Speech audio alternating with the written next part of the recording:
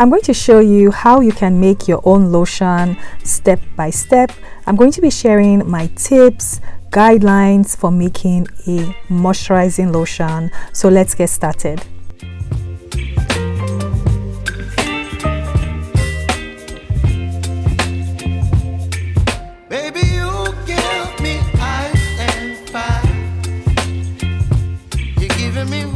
And if this is the first time you're stopping by or watching any of my videos, my name is Esther. I make DIY hair and skincare videos here on YouTube. I also have a small business online where I sell my handmade products, and I also have online formulating classes. If you are interested in checking any of these things out, I will have everything I mentioned linked in the description box.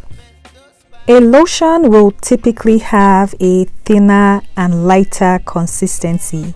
A lotion is made mostly of water, and it has some amount of plant oil, butter, like your shea butter, cocoa butter.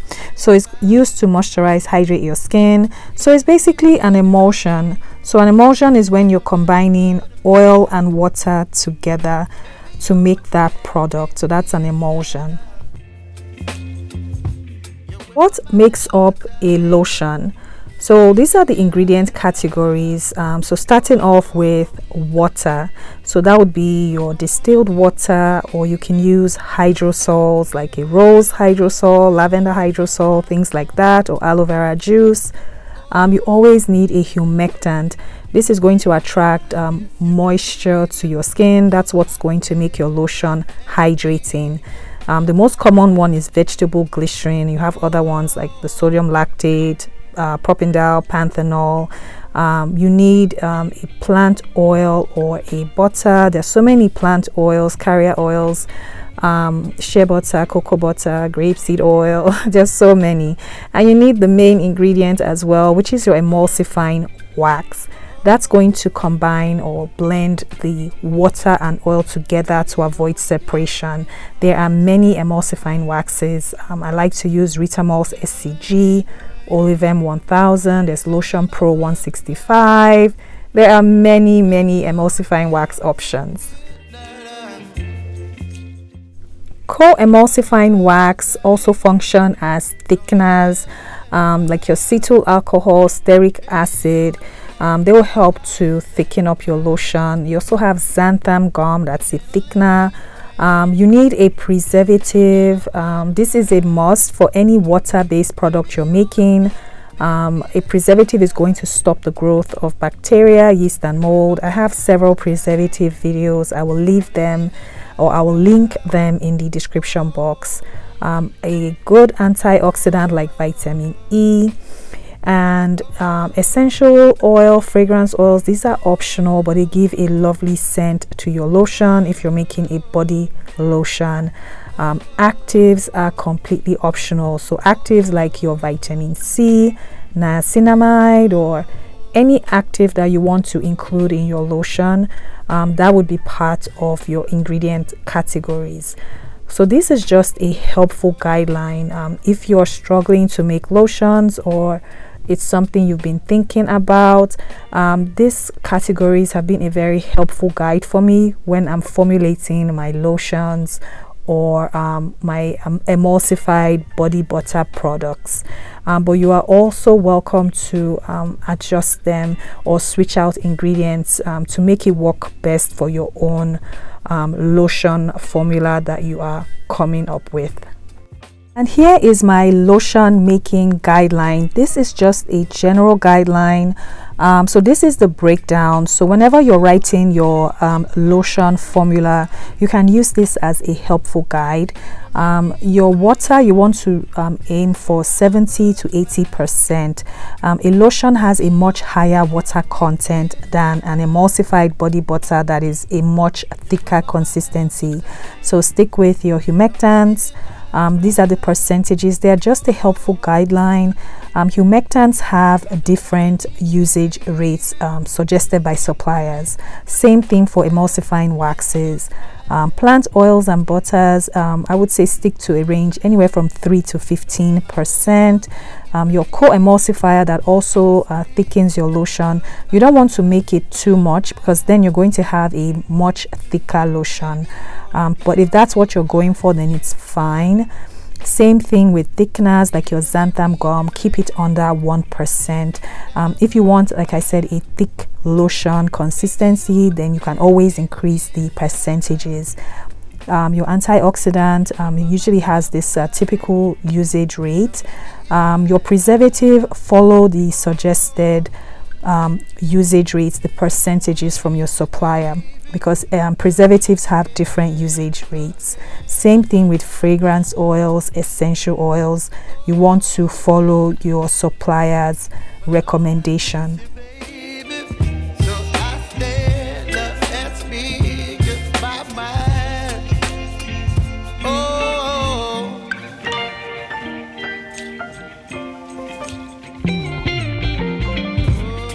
I'm going to talk about the lotion making steps, and I'm starting out with the water phase. So the water phase is basically you're combining all your water soluble ingredients that are not sensitive to heat. So most commonly would be your distilled water, vegetable glycerin, but if you're using hydrosol, so things like lavender hydrosol, a rose hydrosol, aloe vera juice, you really want to be careful when you are adding to your water phase. You don't want to heat it so excessively that it loses its potency and benefits. So you just want to be careful about that. But that's basically the water phase. For my example here, I'm weighing out some distilled water. I'm using a digital scale that rounds out to 0.01 grams. And I'm also adding some hydrosol. I'm using some lavender hydrosol. So this would be the phase. You would also add your aloe vera juice if you have some. I'm using some panthenol powder. So I'm adding it here. I'm giving everything a good mix. So when you're doing the water phase, what's extremely important is you want to take note of the entire weight of your jar and the content inside, because you're going to be heating this up, you are going to lose water due to evaporation. So what I do is I zero out my scale by using the tare feature, and then I'm going to place back my jar, and then I'm going to take note of the weight on my scale. I'm going to write that number down, and during the heating process some water is going to be lost as a result of evaporation. So it's very important. I also set aside some extra water that I will use to do the water replacement as well. The oil phase is the next phase, and this is where you're going to combine all your oil soluble ingredients that are also not sensitive to heat. So you're talking about your carrier oils, your plant butter, your emulsifying wax, co-emulsifying waxes. So this is where you're going to combine everything together. So the beauty about creating or crafting your lotions is you can basically choose a rich blend of oils, plant butters for different skin types, conditions, and customize your lotion to suit you if you're making for a family member or someone else. So that's the great thing about formulating your own lotion. Next is heating up the ingredients. So the heating time will vary. It can range anywhere from 15 to 30 minutes or more, depending on how large of a batch you're making, your combination of waxes. But in all, you want to heat on low to medium heat until all the waxes have melted, your hard butters, your oils, hard oils, they've completely melted. The best way to do this is to make a water bath. So you can use a pan or pot fill it with a few inches of water. That way there's enough water that but not too much, that it covers your jars. So you want to heat this on low to medium heat. Like I said, the heating time will vary, but you want to check on it consistently. You may have to stir the waxes to make sure that everything has completely melted down. It also helps to know maybe the melting point of your waxes if you're using hard butters, plant butters, just to give you a helpful guide. But usually anywhere from 15 to 30 minutes is a good guideline when melting down your waxes and butters. After the heating process, it's time to combine the ingredients. So you want to replace any water that was lost due to evaporation, and then you're going to combine both the water and oil phase together. Then you can use a stick blender, immersion blender. Some people have said they have used hand mixers. I have personally not used a hand mixer when combining both phases. But you can definitely try that. But I found that the best results are usually with a stick blender, and you want to mix for several minutes at a time, just to avoid separation down the line. Just take your time to mix. So following the steps, I'm doing the water replacement.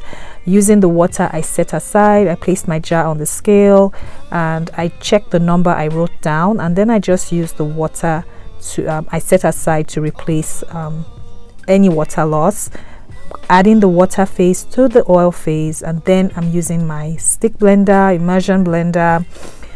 You want to really take your time, because honestly this is what's going to make or break your lotion. Trust me.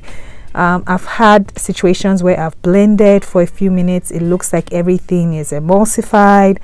10-15 minutes later I come back and look and it's separated. So follow the instructions for the specific emulsifying wax you're using, because some of them have different instructions, but on average you want to use your stick blender for a few minutes, mixing at intervals until everything has been combined properly.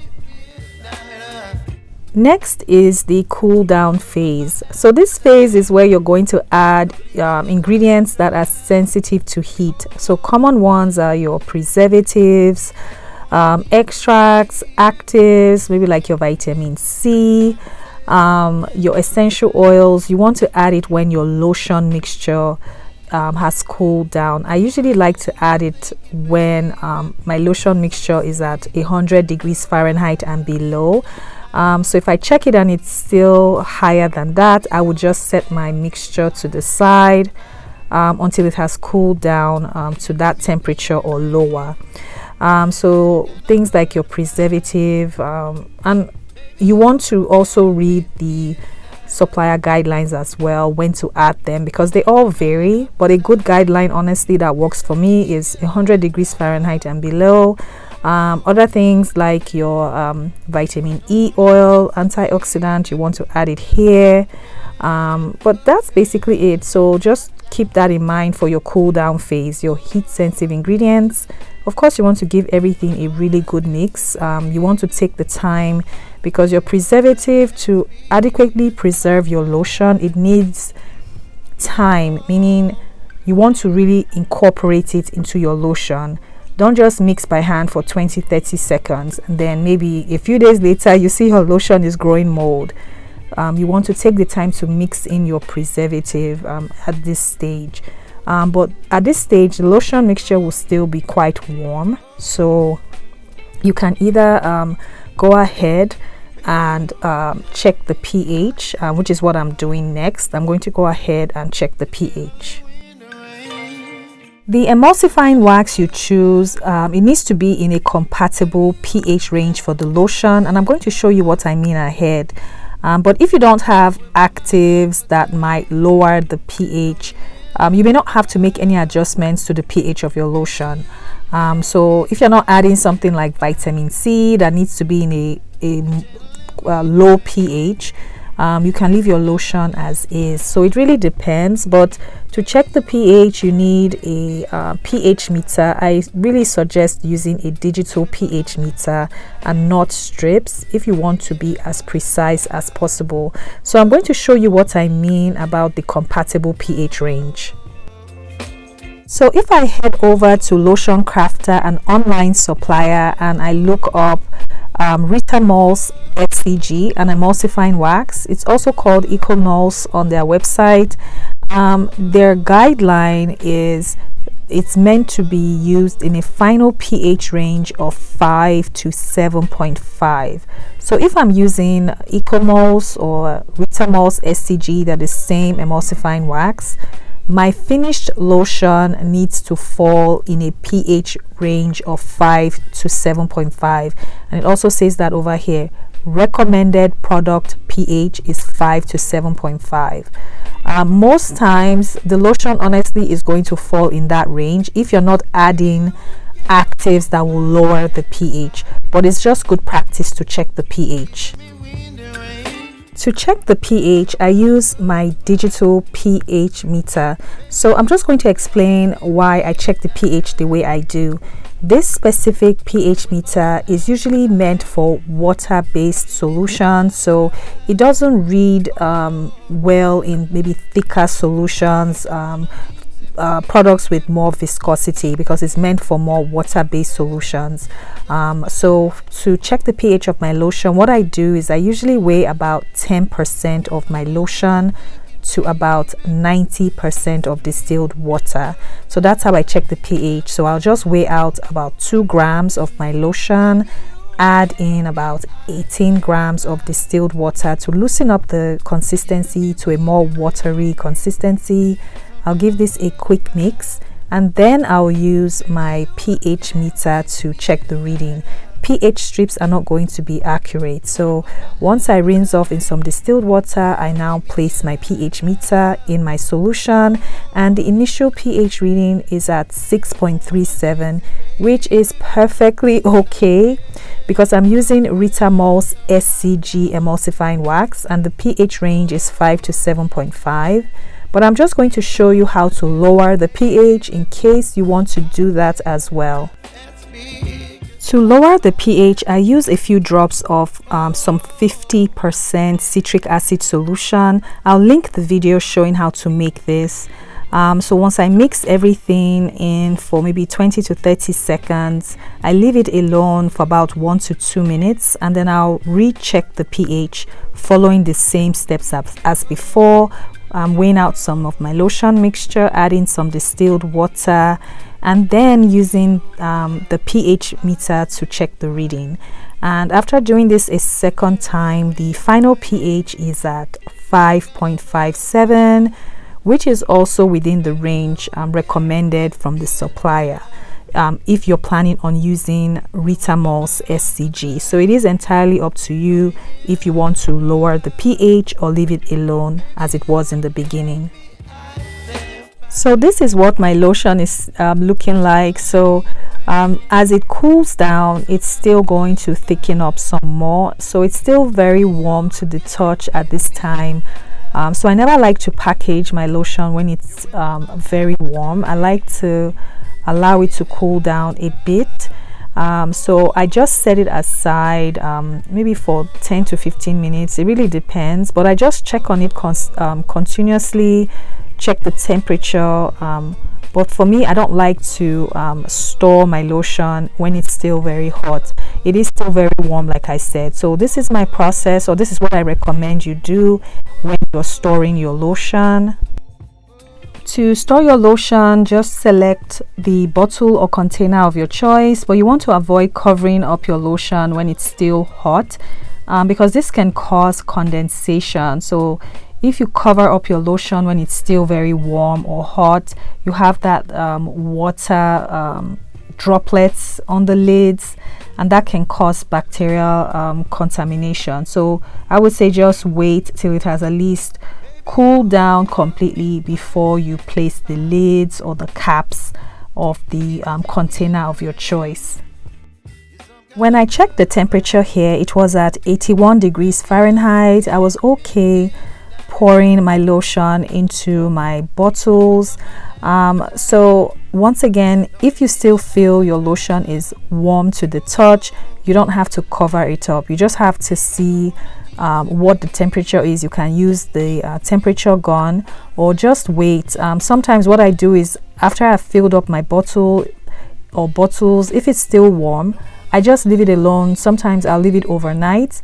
You just want to be sure that the mixture is completely cool before you place the cap. So that's just what I do. I've never had condensation or any issues doing it that way. So once I'm completely satisfied that my lotion is cool, then I can place the cap for the bottle. It's just good practice. You don't want to do all this work, make your lotion, and then you have condensation which can contaminate your lotion batch. But this is pretty much my process for making emulsions, making lotions, creams, and I have two formulas. This is my formula 1. If you want to get started making your own lotions, this is my first formula that you can use. If you don't know how to convert a formula from percentages to grams, I will link my video showing you how I do this. And this is my formula 2.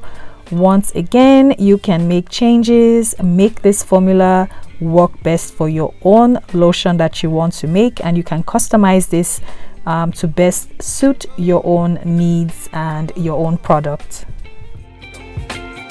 As always, thank you so much for watching. Thank you so much for your support. I hope you found my process for making lotions helpful in your own lotion making journey. If you have questions, let me know in the comments, but please don't forget to subscribe if you haven't done so already, and please don't forget to like this video. Leave me a heart emoji. Let me know that you found this useful and you found the information helpful. But thank you so much for watching. Thank you so much once again for your support, and I will see you in the next video. Bye.